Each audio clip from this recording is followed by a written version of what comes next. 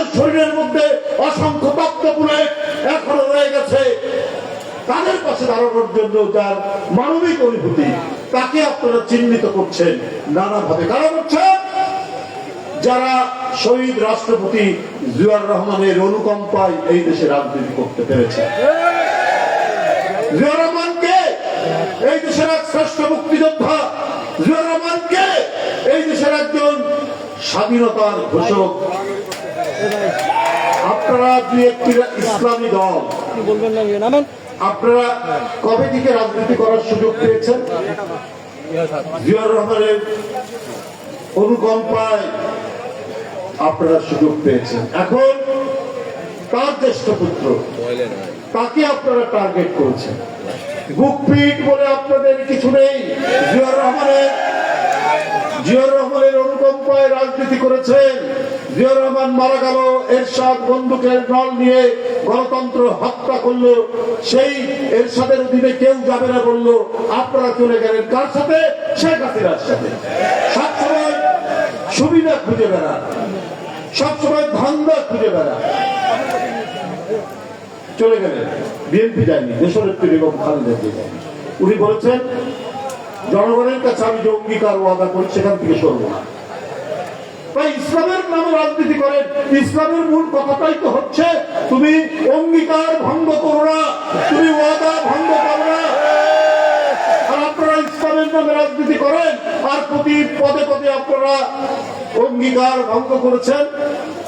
আপনারা আপনাদের ছাত্রদেরকে দিয়ে বিভিন্ন লেখালেখি করছেন, আপনার ইউটিউব ব্যবহার করে, বিভিন্ন কন্টেন্ট ক্রিয়েট করে, বিভিন্ন গণমাধ্যমে আর্টিফিশিয়াল ইন্টেলিজেন্স ব্যবহার করে অনেক আজে বাজে আপনারা ছড়াচ্ছেন। আমরা কিন্তু জানি যে এটা আপনারাই করছেন, আপনাদের কোনো ইয়ের মধ্যে দিয়ে। আমরা আমাদের নেতা কর্মীদেরকে বলেছি যে আপনারা খবরদার কোনো উস্কানিতে আপনারা পা দেবেন, কারণ এদেশের জনগণ জানে। আর ইসলামের যুদ্ধের জন্য যদি কারো অনুভূতি থাকে, সেটা তো বিএনপি। বাংলাদেশের সংবিধানে কে আল্লাহর নাম বিসমিল্লাহির রহমানির রহিম সংযুক্ত করেছিলেন? তিনি জিয়াউর রহমান। কে সংবিধানের মধ্যে আল্লাহর উপর আস্থা ও বিশ্বাস সংবেদন করেছিলেন? তিনি জিয়াউর রহমান। এখন ইসলামের নাম নিয়ে রাজনীতি করে খালি সুযোগ সন্ধানী কাজ করবেন, এইটা কিন্তু মানুষ কখনোই গ্রহণ করবে না। মানুষকে আপনি কনভিন্স করতে পারবেন না, সন্তুষ্ট করতে পারবেন না। মিটফোর্ডের সামনে রূপমঞ্চ যে কথাটি বলেছে, মিটফোর্ডের সামনে যে ঘটনা, সোহাগ নামে একজন ব্যবসায়ীকে পাথর ফেলে আপনার অত্যন্ত নিষ্ঠুর ভাবে হত্যা করেছে, এটা দেখলে হৃদয় বিদারক। বন্ধুরা, আপনাদের এখানে উপস্থিত কুড়িগ্রামের এলাকাবাসী, আপনারা জানেন বিএনপি একটি বৃহৎ পরিবার। বিএনপির নামে দুই একজন দুষ্কৃতিকারী ঢুকতেই পারে, কিন্তু কথা হলো যে পরিবারের বাবা মা ভালো, তার অনেক কটি সন্তান, সেই সন্তান অনেকেই ভালো, কিন্তু একজন হচ্ছে দুষ্ট, একজন মাদক সেবী। অনেক ভালো ভালো পরিবার দেখেছি, ছেলে বকেটা হয়ে গেছে মাদক সেবী, তাকে নিজেরাই জেলখানায় পাঠিয়েছে। এরকম আমার দৃষ্টান্ত আছে। তাহলে তাকে কি ওই যে যাদেরকে আমরা দেখলাম নিষ্ঠুর কর্মকাণ্ড করতে, ওদেরকে কি বিএনপি কোন ধরনের আশ্বাস দিয়েছে? সাথে সাথেই যুবদল থেকে তাদেরকে বহিষ্কার করা হয়েছে, ছাত্র দল থেকে বহিষ্কার করা হয়েছে, স্বেচ্ছাসেবক দল থেকে বহিষ্কার করা হয়েছে। কার নির্দেশে? তারেক রহমানের নির্দেশে। তাহলে যে নেতা সারা বাংলাদেশে কোন ধরনের চাঁদাবাজি, কোন ধরনের দখলবাজি, কোন ধরনের সন্ত্রাসী কর্মকাণ্ড যেখানে দেখছেন, সাথে সাথে শুধু সাংগঠনিক ব্যবস্থায় নয়, শুধু বহিষ্কার নয়, শুধু পদ স্থগিত নয়, তিনি তাদের বিরুদ্ধে প্রশাসনকে মামলা নেওয়ার জন্য বলছেন। আমি বলছি ওনার পক্ষ থেকে সারা বাংলাদেশে আমি বলেছি, আমাদের অনেক নেতা বলছে। শুধু তাই নয়, প্রশাসন যখন শুনছে না, তখন আমরা নিজেরাই মামলা করছি। দুষ্ট গরুচ্ছে শূন্য গোয়াল ভালো, তারেক রহমানের এটি হলো বক্তব্য। তার নীতি হচ্ছে এটা। প্রায় 5,000 6,000 এই 5ই আগস্টের পর আমাদের নেতা কর্মীদেরকে আমরা দল থেকে নানা ধরনের শাস্তিমূলক ব্যবস্থা গ্রহণ করা হচ্ছে। যিনি এই দায়িত্বটি পালন করতে পারেন, নিজের দলের যারা অন্যায় করছে, অপকর্ম করছে, তাদের বিরুদ্ধে ব্যবস্থা নিতে পারেন, উনি বলবেন আরেকজনকে তার উপর আঘাত করার জন্য? যাকে হত্যা করা হয়েছে সে তো বিএনপির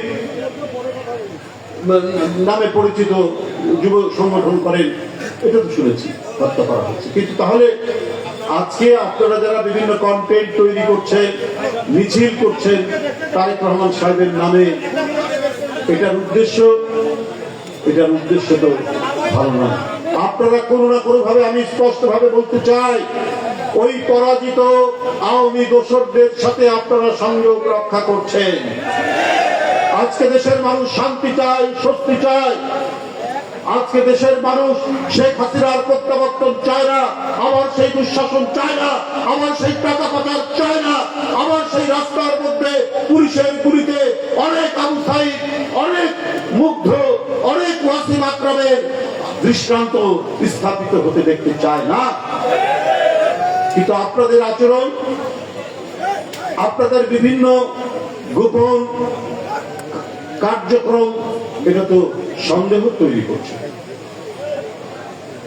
আপনি কাদেরকে, এই সমস্ত বিএনপি গণতান্ত্রিক সংগ্রামের জন্য 16 বছর নিরন্তর আন্দোলন করেছে, তার প্রধান নেত্রী দেশনেত্রী বেগম খালেদা জিয়া 6 বছর কারাগারের মধ্যে নিষ্ঠুর নিপীড়নের মধ্যে, তার উন্নত চিকিৎসা দেওয়া হয়নি, তাকে ঠিক মতো খাওয়া দাওয়া হতো না, এইরকম একজন স্বাধীনতার ঘোষক, একজন রাষ্ট্রপতি, নিজে 3 বারের প্রধানমন্ত্রী, তাকে যে ধরনের অত্যাচার করা হচ্ছে সব সহ্য করেছে, সব মেনে নিয়েও কার জন্য? জনগণের জন্য, গণতন্ত্রের জন্য, এই দেশের জন্য বেগম খালেদা জিয়া এত ত্যাগ স্বীকার করেছেন। আরে মঈনুদ্দিন ফখরুদ্দিন -2 থিওরির কথা মনে আছে আপনাদের?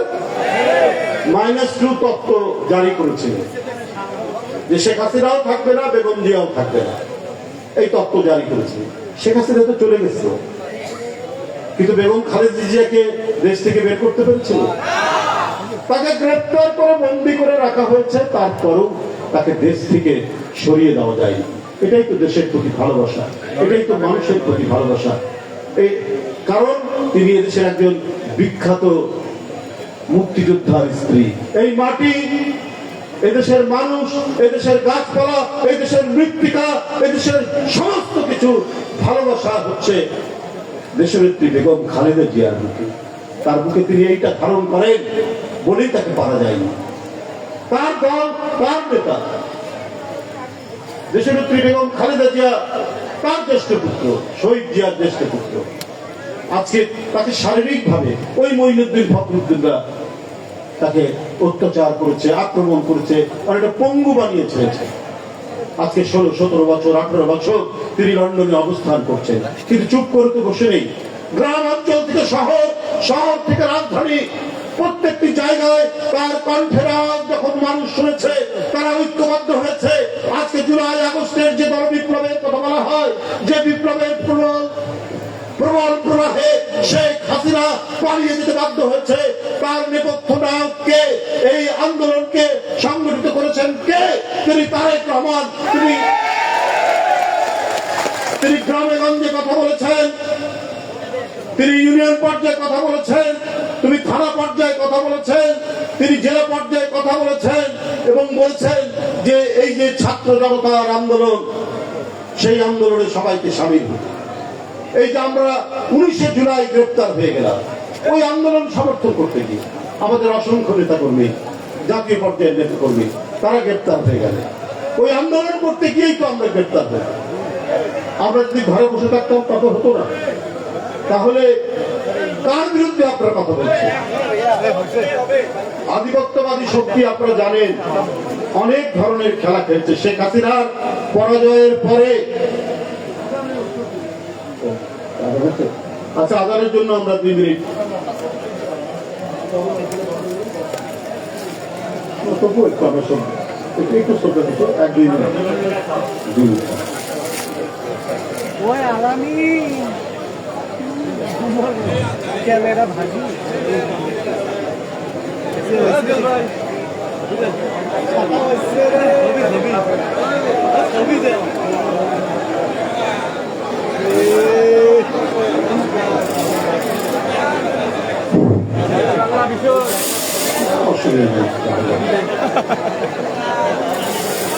সংগ্রামী বন্ধুরা, আমি আমার অসমাপ্ত বক্তব্য শেষ করব। আপনারা জানেন আমি যে কথাটি বলছিলাম, এই যে নেতৃত্ব তিনি দিলেন, এই জন্য শেখ হাসিনা প্রতিদিন তারেক রহমান সাহেবকে অভিশাপ দিতেন, বলতেন যে ইন্টারপোল দিয়ে তাকে ধরে নিয়ে আসবে, কারণ তার গায়ে জ্বালা লাগতো। আজকে তো তার মতোই হিংসা আপনাদের মনে হচ্ছে, কারণ এই যে গ্রামগঞ্জ থেকে শহর পর্যন্ত তিনি যে কথা বলেছেন, 10,000 মাইল দূর লন্ডন থেকে আজকে প্রযুক্তির মাধ্যমে প্রত্যেকটি জায়গায় ছড়িয়ে গিয়েছে তার বক্তব্য, তার যে প্রেরণামূলক বক্তব্য। এই কারণে আজকে এদেশের মানুষের, এদেশের জনগণের হৃদয়ের অংশ হয়ে গেছেন তারেক রহমান সাহেব। এই কারণে আমার মনে হয় কেউ কেউ হিংসায় ভুগছে, কারো কারো মনে প্রবল হিংসা। এই হিংসার বহিঃপ্রকাশ আমরা দেখছি বিভিন্ন জায়গায়, তারা তাকে নিয়ে বিভিন্ন মিছিল করছেন, বিভিন্ন ধরনের কথাবার্তা বলছেন।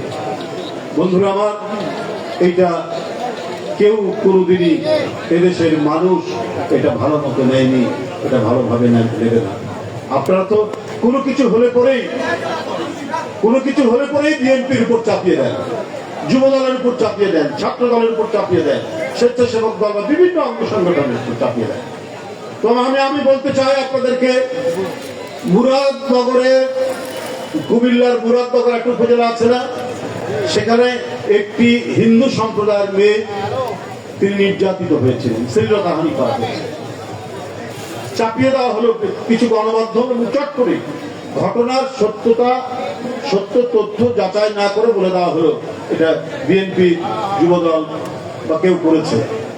পরে ওই ধর্ষিতা মেয়ের স্বামী বলল যে না, ওইটা বিএনপির কেউ জড়িত ছিল না।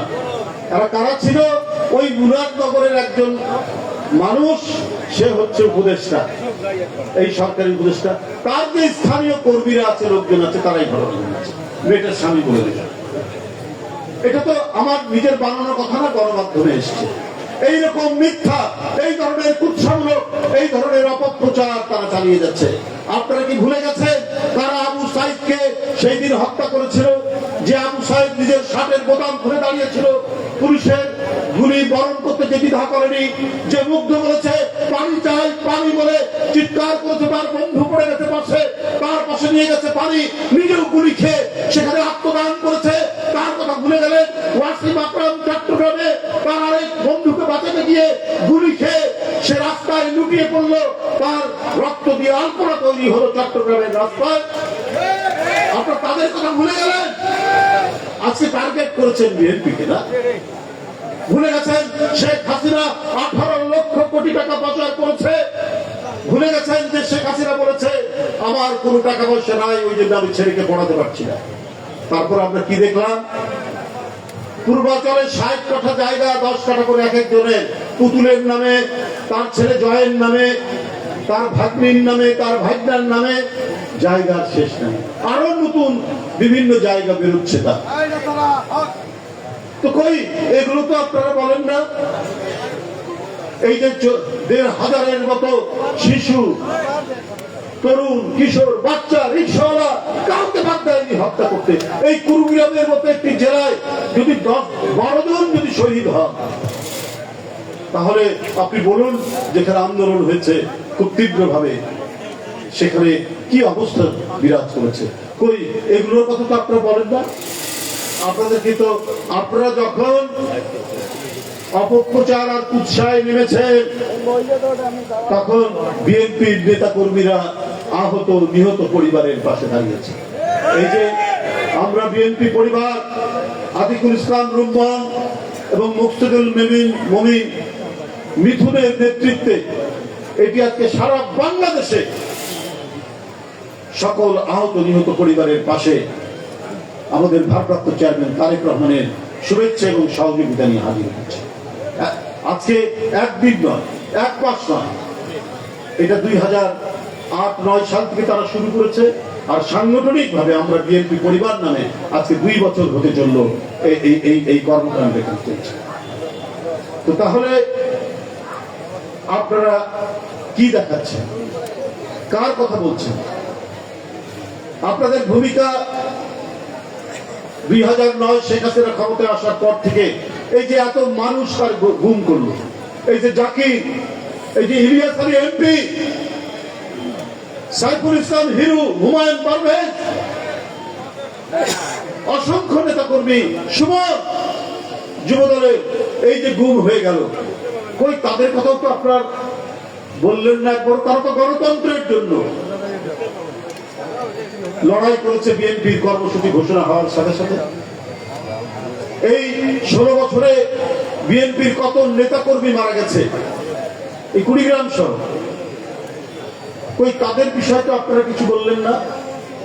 অথচ সকল যন্ত্রণা, সকল অত্যাচার, সকল নির্যাতন বুকে ধারণ করে দেশনেত্রী বেগম খালেদা জিয়ার নেতৃত্বে এবং যারা তারেক রহমানের নেতৃত্বে গণতান্ত্রিক সংগ্রামের যে মাঠ প্রস্তুত হওয়া ছিল, যে পটভূমি রচিত হয়েছিল, সেই পটভূমির উপর জুলাই আগস্টের আন্দোলন বিজয় লাভ করেছে।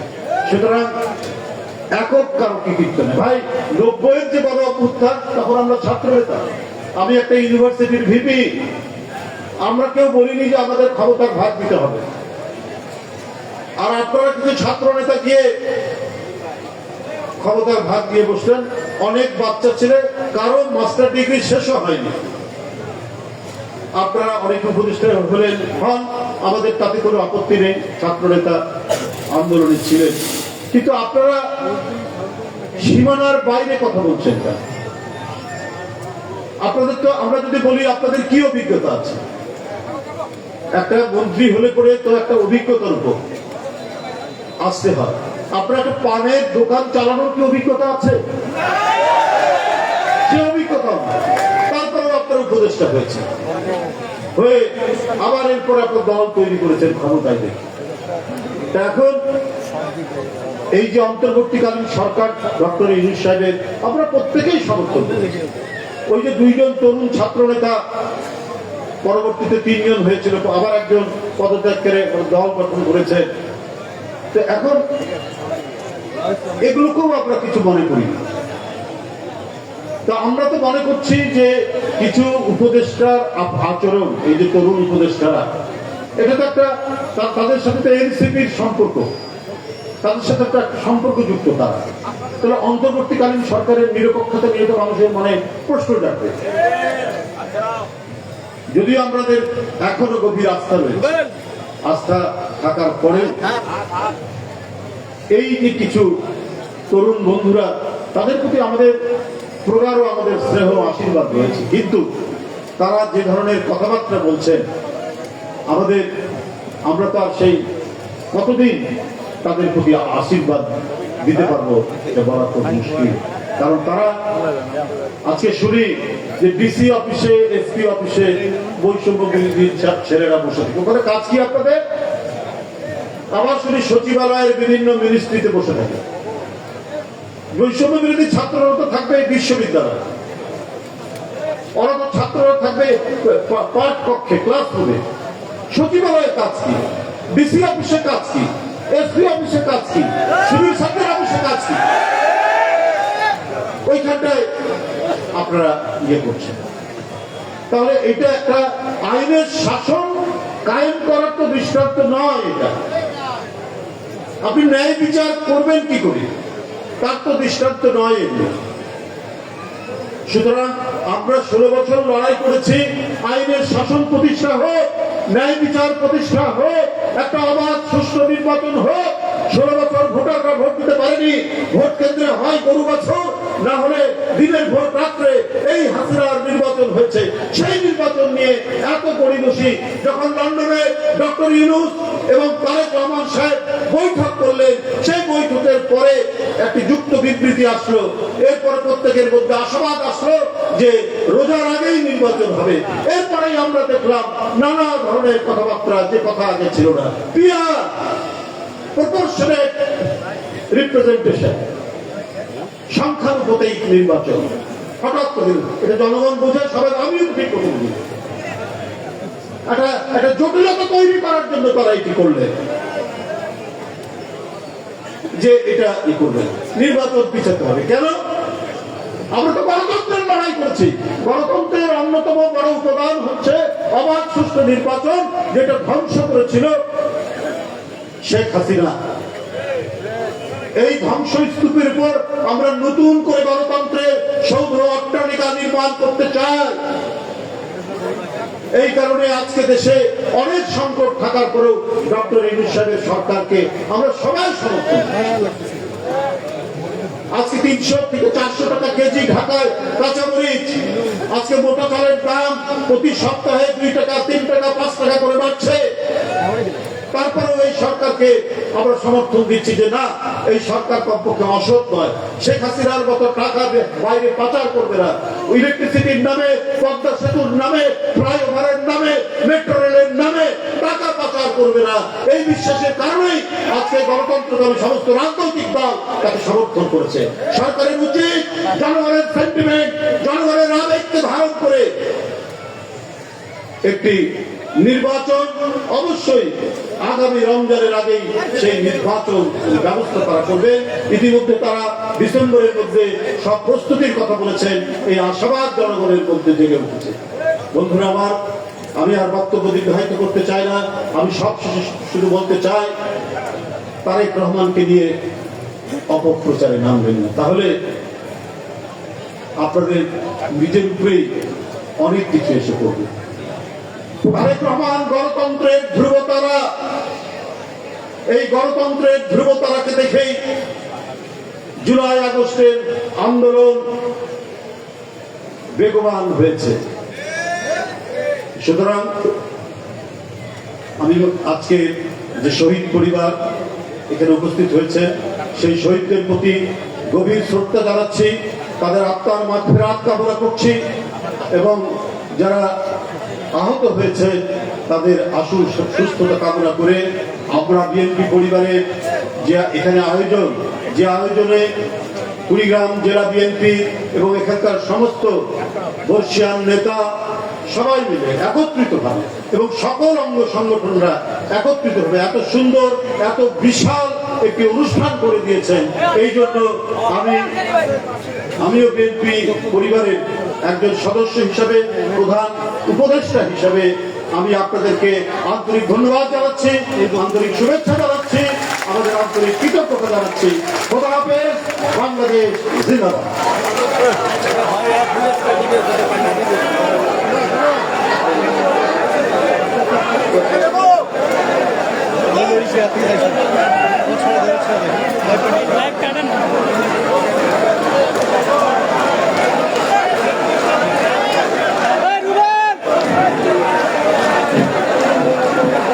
চেয়ার ছেড়ে কেউ উঠবেন না, একটু 2 মিনিট। সম্মানিত কুড়িগ্রামবাসী, আপনারা নিজ আসনে বসুন। আমরা রিজি ভাই একটু আগে বললেন গণতন্ত্রের ধ্রুবতারা তারেক রহমান, সেই জনাব তারেক রহমানের পক্ষ থেকে এই কুড়িগ্রামের 10 শহীদ পরিবারকে আর্থিক সহযোগিতা এই ব্যাগটা আমার ব্যাগটাতে বাইর করে দিলাম। এই অল্প একটু ইয়েটা তুলে তো এই কার্ড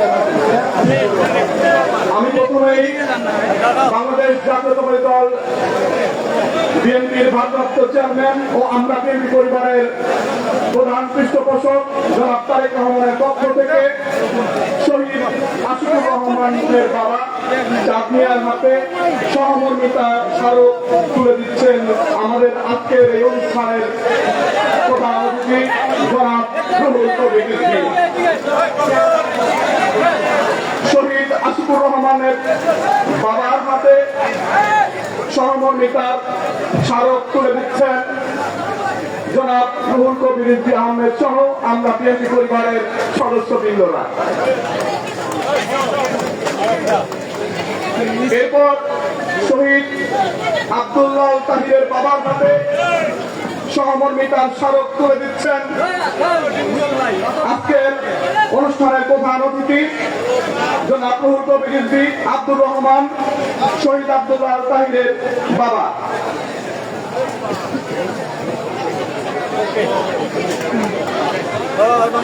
আমি সহমর্মিতা স্মারক নেওয়ার জন্য মঞ্চে আসার জন্য আহ্বান জানাচ্ছি শহীদ গোলাম রব্বানীর বাবা মোহাম্মদ সাইফুল ইসলামকে। শহীদ গোলাম রব্বানীর বাবা মোহাম্মদ সাইফুল ইসলামকে আহ্বান জানাচ্ছি।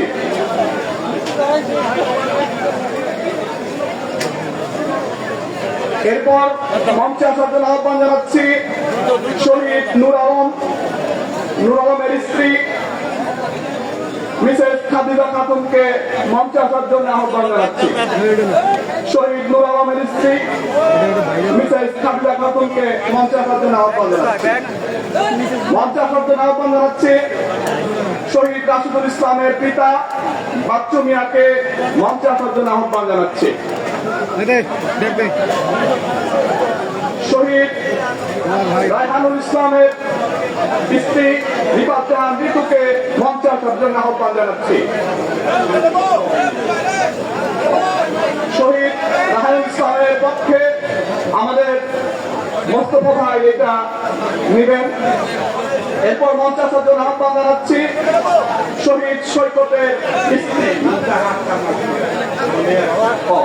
শহীদ সৈকতের কন্যা মুনতাহা আক্তার মাতৃকাকে মঞ্চে আসার জন্য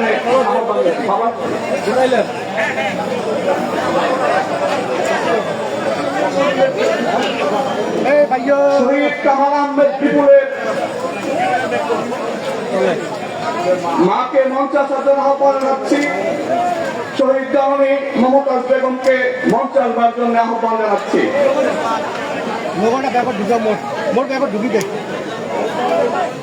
শহীদ কামাল আহমেদ বিপুলের মা মমতাজ বেগমকে মঞ্চে আসবার জন্য আহ্বান জানাচ্ছি। এরপর আসবেন শহীদ শফিকুল ইসলামের পিতা আব্দুল সোবহান সরকার সাহেবকে মঞ্চে আসবার জন্য আহ্বান জানাচ্ছি। শহীদ শফিকুল ইসলামের পিতা আব্দুল সোবহান সরকারকে মঞ্চে আসবার জন্য আহ্বান জানাচ্ছি। আব্দুল সোবহান সরকার শহীদ শফিকুল ইসলামের পিতা আব্দুল সোবহান সরকার। সর্বশেষ মঞ্চে আসবার জন্য আহ্বান জানাচ্ছি শহীদ শফিকুল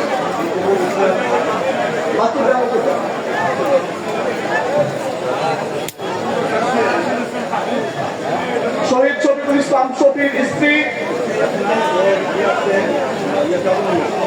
শামসুল্লাহ বেগম আসেন নাই, ওনার পক্ষে জাদু মিয়াকে মঞ্চে আহ্বান জানাচ্ছি।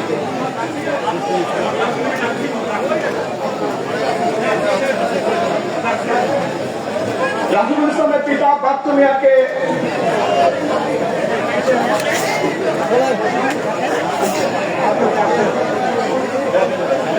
আমরা বিএনপি পরিবারের পক্ষ থেকে